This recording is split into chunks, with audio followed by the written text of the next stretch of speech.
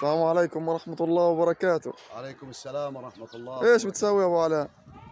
والله احنا لما بنعمل الموهبات والافكار للناس يعني والمواهب هذه الجميلة بنعملها على هوا وضعنا في غزة وتعبانين يعني الناس والنازحين، وبنعمل لهم يعني عملنا لهم فكرة الشمعة، وعملنا لهم قصة النار، هذا الغاز السيرج يعني بتوفر عليهم عشان فيش عندنا حطب ولا عندنا حاجه ولا شيء. واليوم جبنا لهم فكره حلوه جديده لقلن الميه. الكل اغلبيه النازحين عندهم القلن مبعوث وماهوش يعني وضعه انه يقدر يشتري قلن او شيء.